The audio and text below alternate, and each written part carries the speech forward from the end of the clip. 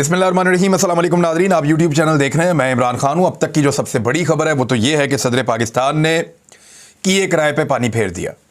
यानी वो जो कुछ भी पीडीएम की जमातें करना चाह रही थी, सहूलतकारों ने जितनी मेहनत की थी और बड़े अरमान सजाए थे और लोगों को लग रहा था कि शायद पाकिस्तान में इंतखाबात को इल्तवा में डाला जा सकता है।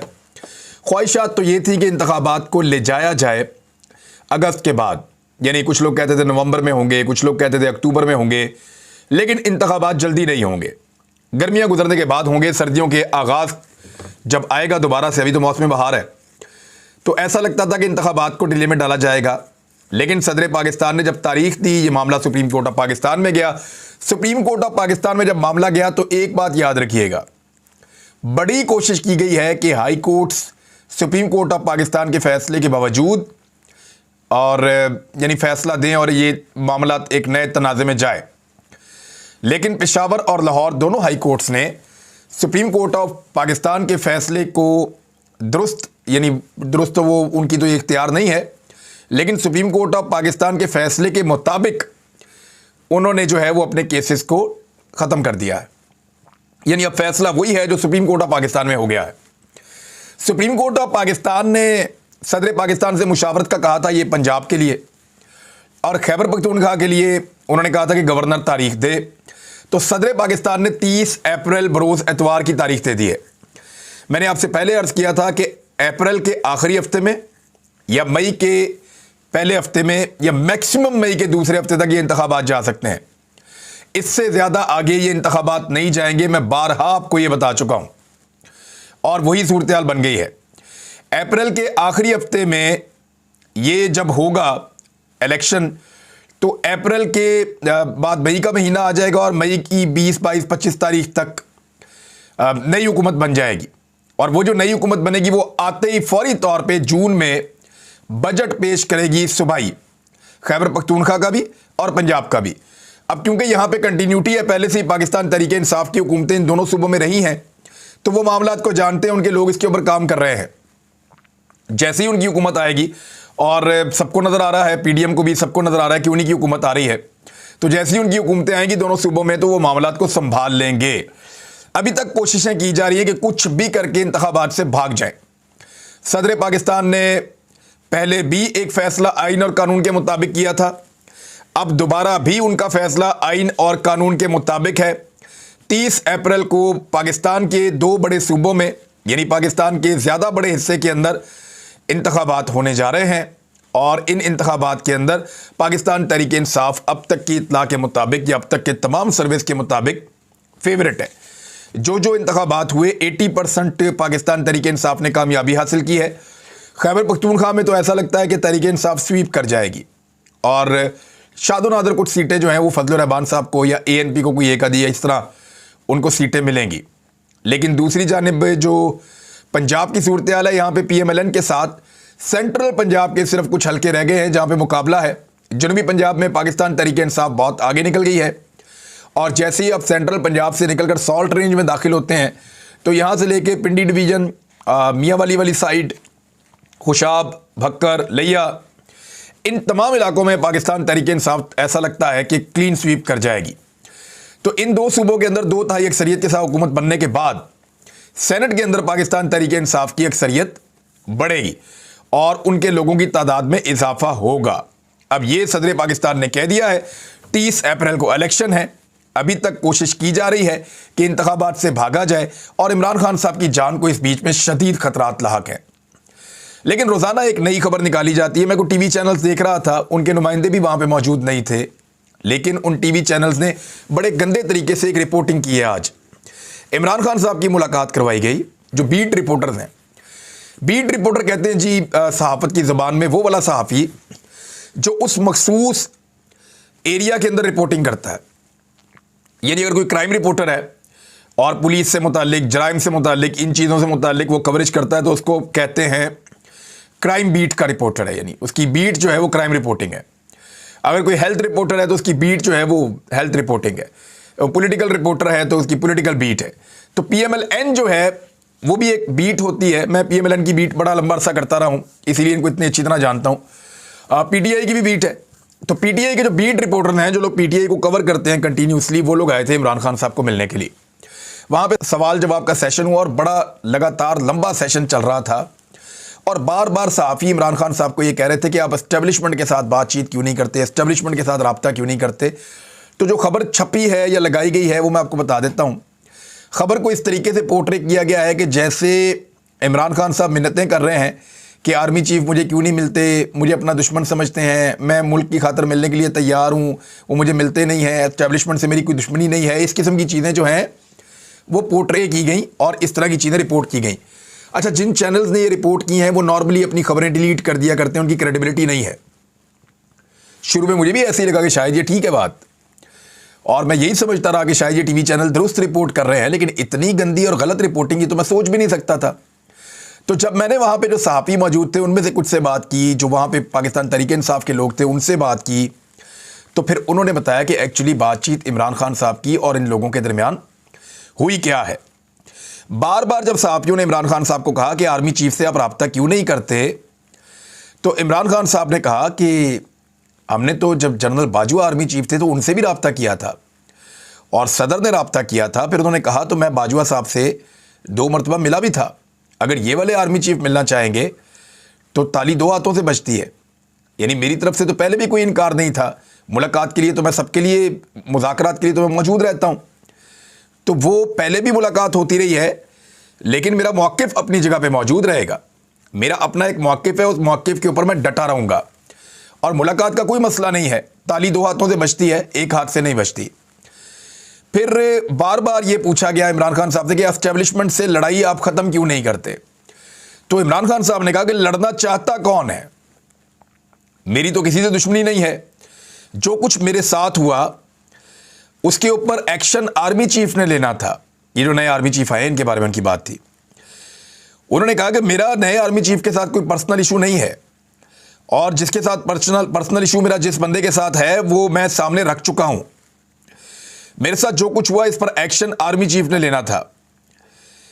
मैं दुश्मनी नहीं कर रहा, मेरे साथ दुश्मनी हो रही है, मेरे साथ दुश्मनों वाला सलूक हो रहा है। जो मेरे ऊपर हमला हुआ है उसको आप देख लीजिए, जो कुछ मेरे खिलाफ किया जा रहा है उसको आप देख लीजिए, जो तहरीक इंसाफ के लोगों के साथ किया जा रहा है उसको आप देख लीजिए, और जो मेरे ऊपर हमला हुआ है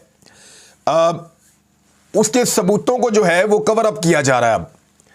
और ये चीज़ें तो कोई दोस्त नहीं करते, दुश्मनों के साथ की जाती हैं। तो मैं किसी से दुश्मनी नहीं कर रहा, मेरे साथ दुश्मनी की जा रही है, इमरान खान साहब ने ये कहा। उन्होंने कहा कि मैं अपने मुल्क की खातिर किसी के साथ भी बैठ सकता हूं और इसमें मुझे कोई प्रॉब्लम नहीं है, लेकिन अगर कोई ये समझता है कि मैं घुटने टेक दूंगा तो ये नहीं हो सकता। अब इसमें जिस तरह से रिपोर्टर्स ने वहाँ से रिपोर्ट किया है, जो लोग वहाँ न्यूट्रली रिपोर्ट कर रहे थे, उन्होंने कहा कि अगर बिलावल के कहने के ऊपर एक सेक्टर कमांडर तब्दील हो सकता है, और ये हुआ था, आपको याद होगा, तो फिर मैं साबिक वज़ीर आज़म हूँ, मेरे शिकवे के ऊपर एक ऑफिसर को तब्दील क्यों नहीं किया जा सकता, एक्शन क्यों नहीं लिया जा सकता। इमरान खान साहब ने कहा कि ताली 2 हाथों से बजेगी। जो मेजर जनरल फैसल नसीर हैं उनको तब्दील किया जाए, उनको ओहदे से हटाया जाए। ये इमरान खान साहब का मुतालबा है और नया मुतालबा नहीं है, उनका पुराना मुतालबा है। तो इसको अब इस तरीके से पेश किया जा रहा है कि जैसे इमरान खान साहब एस्टेब्लिशमेंट के साथ कोई डील करना चाहते हैं। मेरे ख्याल में एस्टेब्लिशमेंट के साथ एक ही डील होनी चाहिए। जब भी एस्टेब्लिशमेंट बैठे तो उनसे ये गुजारिश करनी चाहिए कि आप बराए मेहरबानी बैठ जाएं और अब आप पाकिस्तान के मामलात के अंदर मुदाखलत बंद करें और अपनी आइनी डोमेन के अंदर चले जाएं। आइन और कानून के मुताबिक इस मुल्क को चलने दें। जिस जिस इदारे की जिम्मेदारी है, जिस जिस मामले में, वो इदारा अपने मामलात को खुद देख लेगा। आप इन चीज़ों से अपने आप को बाहर रखें। एक और ऑडियो आई है, उस पर फवाद चौधरी साहब का, उनके भाई का मौक़िफ़ भी आया है।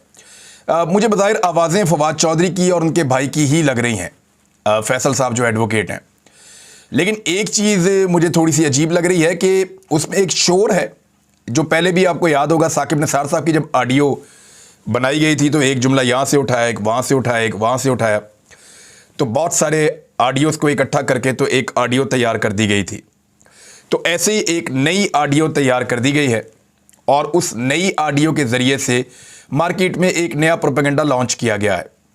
और ये प्रोपेगेंडा उस वक्त मार्केट में लॉन्च किया गया है जिस वक्त मार्केट में रुपए की वैल्यू कंटिन्यूसली कम हो रही है और पाकिस्तान नए इलेक्शन की तरफ जा रहा है। नए इलेक्शन से घबराहट पैदा हो गई है और उस घबराहट की वजह से जितने भी सियासतदान हैं इमरान खान साहब के मुखालिफ, आसिफ अली जरदारी, शहबाज शरीफ, मौलाना फजलुर रहमान, ये सारे सर जोड़ के बैठ गए हैं। और अब ये लोग ये सोच रहे हैं कि किस तरीके से इंतखाबात को अवॉइड किया जाए। इंतखाबात से बचने के इम्कानात कम होते चले जा रहे हैं क्योंकि सुप्रीम कोर्ट ऑफ पाकिस्तान ने ऑर्डर दे दिया है।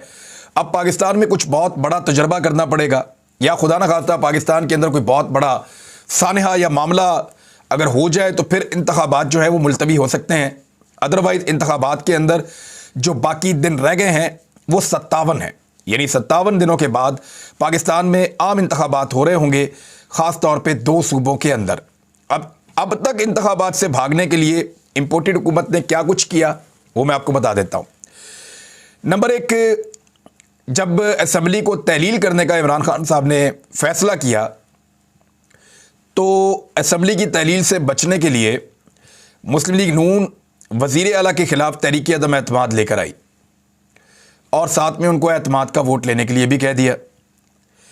फिर गवर्नर पंजाब ने बाद में जब ये सारा मामला अदालत में चला गया, अदालत से वो वापस आए, तो गवर्नर पंजाब ने असेंबली की तहलील के लिए वज़ीर आला की एडवाइस पर दस्तखत ही नहीं किए। उन्होंने कोशिश की कि असेंबली तहलील ना हो, कभी अदालत में भागते रहे, कभी कहीं और।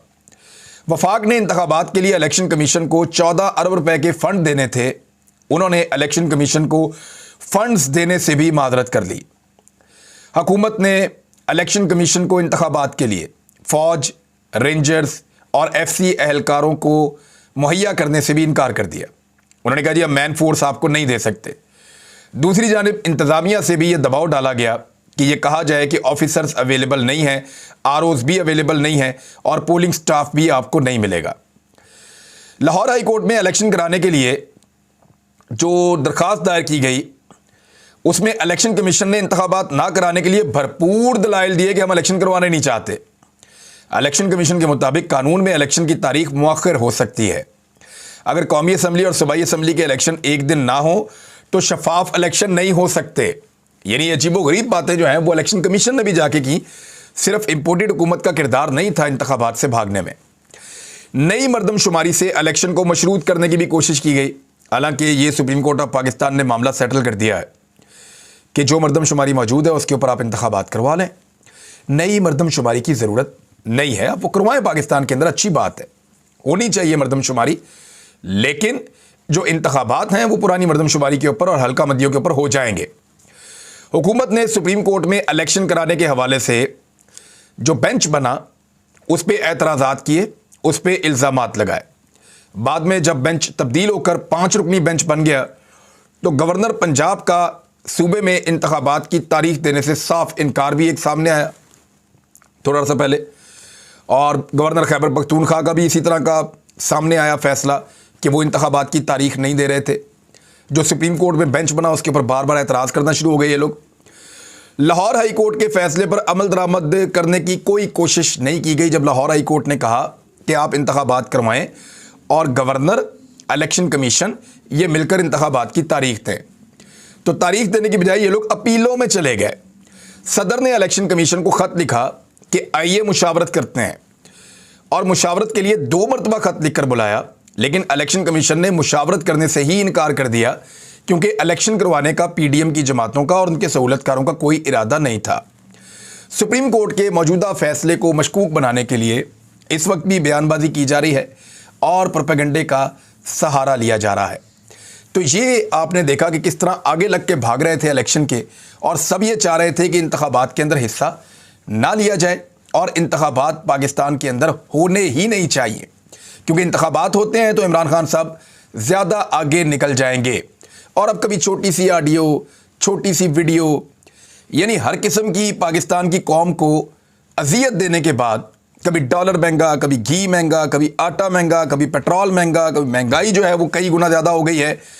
हर चीज़ की बर्बादी के बाद एक ऑडियो, एक वीडियो या कोई ऐसी चीज़ मार्केट में लॉन्च की जाती है, और आप गौर से देखें ये ऑडियो वीडियो रिकॉर्ड कौन करता है? आप जानते हैं कौन करता है?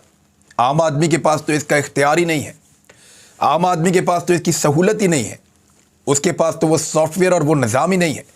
ये निज़ाम तो एजेंसीज़ के पास होता है और इसको दहशतगर्दी के ख़िलाफ़ इस्तेमाल करना होता है। लेकिन ऐसा लगता है कि पाकिस्तान के तमाम वसाइल जो पाकिस्तान के दुश्मनों के खिलाफ या अमन के दुश्मनों के खिलाफ इस्तेमाल होने थे, वो तमाम वसाइल इस वक्त इमरान खान साहब का रास्ता रोकने के लिए इस्तेमाल किए जा रहे हैं। 9 तारीख को इमरान खान साहब को गिरफ्तार करने की एक नई मनसूबाबंदी की गई है और उनकी जान को भी शदीद खतरात लाहक है। इन चीज़ों पर और मईशत के हवाले से कुछ और ख़बरें हैं, उन पर बात करेंगे अगले वीलॉग में। अब तक के लिए इतना ही। अपना ख्याल रखिएगा, अपने इस चैनल का भी। अल्लाह हाफिज़।